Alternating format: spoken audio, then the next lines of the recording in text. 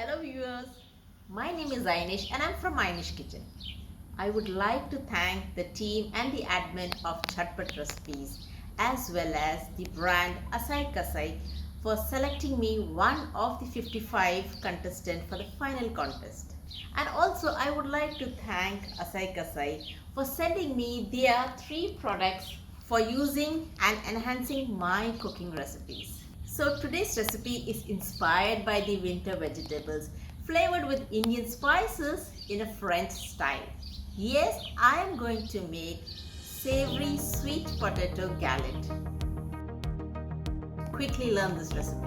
First I will prepare the crust using 2 cups wheat flour instead of plain flour. For savory taste, add salt, 2 tablespoons crushed pepper and 2 tablespoons sugar. I have taken 1 cup of unsalted butter and I will add this to the flour mixture and crumble them. I am breaking down the butter into the flour and preparing something like a breadcrumb.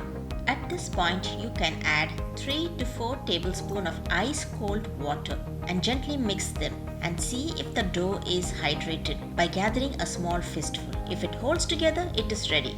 The crust is almost ready, and for chilling, here I am taking Asai Kasai wrap. Easy roll out and fit it with a cutter and is safe for chilling. Place the dough on the wrap, fold the edges and gently kneading them to bring together in a disc shape. Now it's ready to be refrigerated for 2 hours. While the dough is chilling, let's prepare the filling. I have taken 500 grams of sweet potato. For nutritional value, I am using the skin on and slicing them to around 1/4 centimeter thick slices and toss with salt, crushed pepper, crushed cumin seeds, chili flakes and finally add a splash of olive oil. Coat the spices well on each and every slice and let it rest until the dough is ready. Now I'm going to prepare the garlic and dill dip that will be served along with the galette. Here I have taken 1.5 cup of hung curd, mincing some spring onion greens,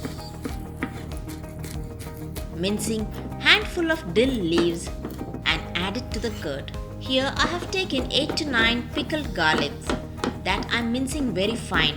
You can also use fresh garlic instead. Add this to the curd mixture and mix well. Finally add in some salt to taste and once again mix. The garlic and dill dip is ready. Preheat your oven to 400 Fahrenheit. Remove the dough from the refrigerator. Discard the wrap. See how easily the wrap is coming out without sticking to the dough.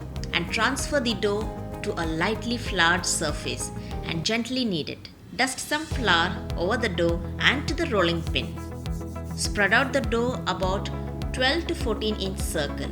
The center dough should be thick and the edge should be thin as this helps in folding without breaks. If you see cracks on the side, just pinch the edges and bring them together. Line the baking tray with Asai Kasai cooking sheet. The best part is this sheet is silicone coated, hence I will not have to grease the tray. But I'm thinking let's challenge Asai Kasai and try baking on their frying pan foil. These are so easy to roll and cut. Why not to make it more challenging? Remember my video on walnut choco roulade? This is the foil that I had used in my last video. I'm just wiping it with tissue. This is the easiest way of transferring the flattened dough onto the baking tray. With the help of a bowl, I am marking 2-inch space for folding the edges. Dusting a teaspoon of flour on the base so that our base does not become soggy. Starting from the edges, begin to layer the sweet potatoes in round shape or whatever design you would like to. Continue layering until you have reached the center point. Gently lift it up, fold and plate. We will continue with this process until we have prepared something like a pie. I'm sprinkling some more chili flakes. And for the final golden crust, I'm beating 1 egg and I'm brushing all over the sides and edges. As I said, we are reusing the frying pan foil. So here it is ready to go for baking. The galettes are perfectly baked. For garnishing, I have used frozen peas and mint chutney. Spread the garlic and dill dip. Slice a piece of galette. Sprinkle some walnut crumble and finally drizzle with some chutney and ketchup. So friends, I hope you liked this recipe.